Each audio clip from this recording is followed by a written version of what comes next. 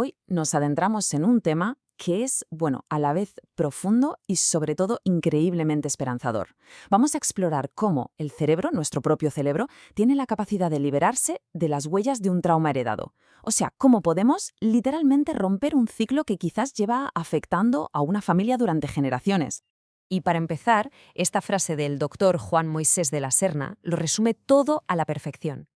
El trauma ha sido conceptualizado como una herida que se transmite silenciosamente a través de generaciones. Es una idea muy potente, ¿verdad? Una herida silenciosa. Esto nos abre una puerta a preguntas fundamentales sobre la memoria, la biología y nuestro propio camino. Y aquí está la gran pregunta, el meollo de todo este asunto. ¿Cómo es posible que el cerebro herede una historia que en realidad nunca ha vivido? Y más importante aún, la pregunta que nos llena de esperanza, ¿cómo puede escribir una nueva? Pues bien, esto es exactamente lo que vamos a desgranar, apoyándonos en los descubrimientos más recientes de la neurociencia. Nuestro recorrido va a tener 5 paradas. Primero vamos a entender qué es esa herida heredada y cómo se transmite. Luego veremos qué le pasa exactamente al cerebro. Después descubriremos su gran superpoder, la plasticidad.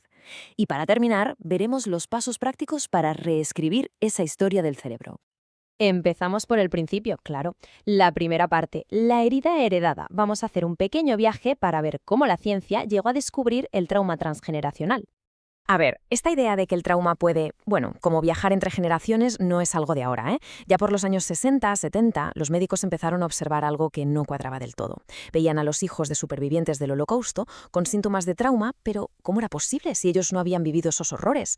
Durante décadas la explicación fue sobre todo psicológica. Pero ojo, en 2015 todo cambia. Un estudio lo pone negro sobre blanco. Hay cambios moleculares reales. Hablamos de una metilación del ADN alterada. Suena súper técnico, pero imaginemos que son como unas etiquetas químicas que se pegan a los genes y les dicen si tienen que encenderse o apagarse, sin cambiar el código base. Y lo más increíble es que hoy la neurociencia no solo nos dice así es como pasa, sino que nos da la clave de así es como se puede revertir.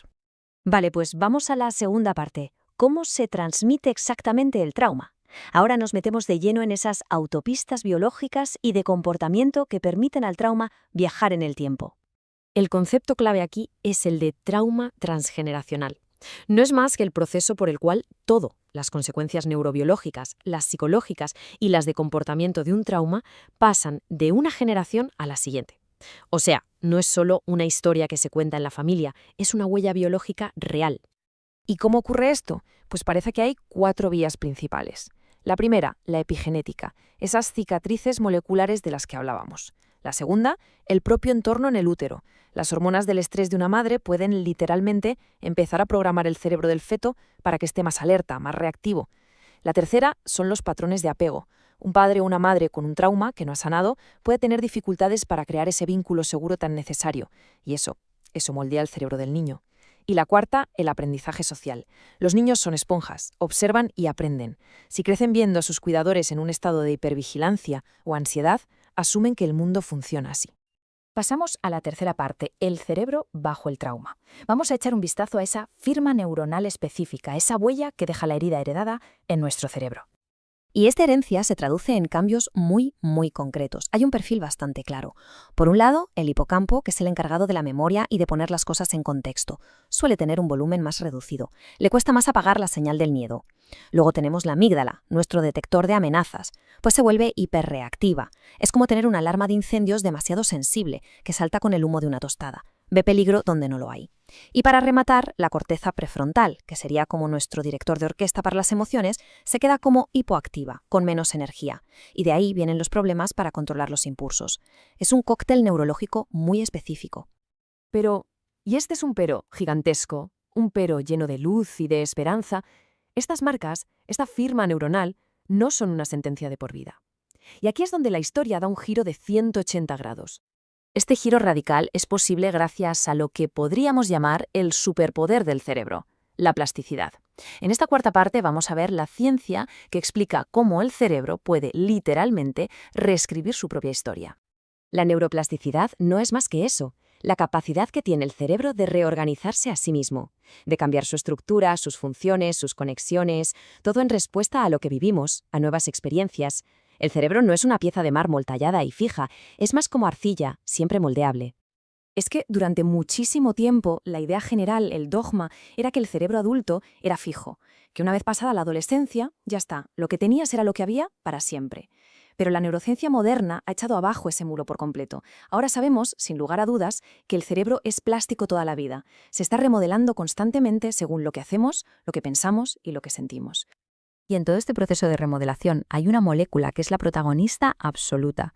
Su nombre es BDNF, o factor neurotrófico derivado del cerebro. Para que nos entendamos, pensemos en el BDNF como el fertilizante del cerebro. Es lo que ayuda a que crezcan nuevas neuronas y se creen nuevas conexiones. Justo lo que se necesita para construir nuevas autopistas neuronales, lejos de las antiguas rutas del trauma. Y lo mejor de todo es que podemos aumentar de forma activa nuestros niveles de este fertilizante cerebral. ¿Y cómo? Pues con cosas que están al alcance de la mano. El ejercicio aeróbico es uno de los estimulantes más potentes que existen. También aprender cosas nuevas, enfrentarse a desafíos, las conexiones sociales positivas, la gente que nos hace bien, las prácticas como la meditación y, por supuesto, una psicoterapia que sea eficaz. Todo esto crea el ambiente perfecto en el cerebro para que el cambio suceda.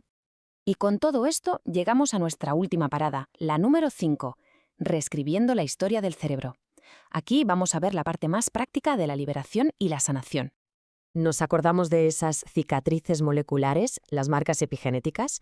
Pues aquí viene la gran promesa de la epigenética, el punto clave. Son reversibles. A diferencia de nuestro código genético que es fijo, estas marcas se pueden borrar y reescribir con nuevas experiencias.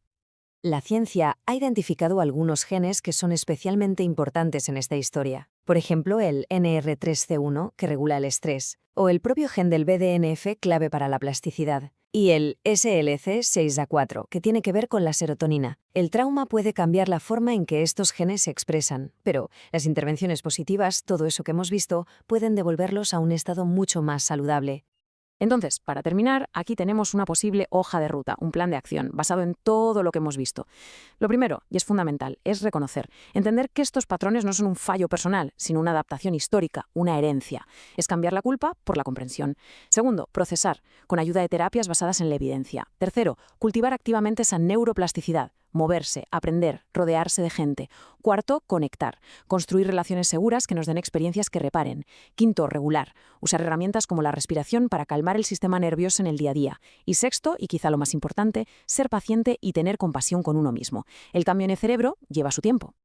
Como resume de forma tan brillante el material que hemos analizado, el futuro no tiene por qué ser prisionero del pasado. Y esto nos deja con una última reflexión, una pregunta para llevarse. Si una sola generación tiene el poder de sanar estas heridas, ¿qué significa eso para el futuro de la resiliencia de todos nosotros? De la resiliencia humana,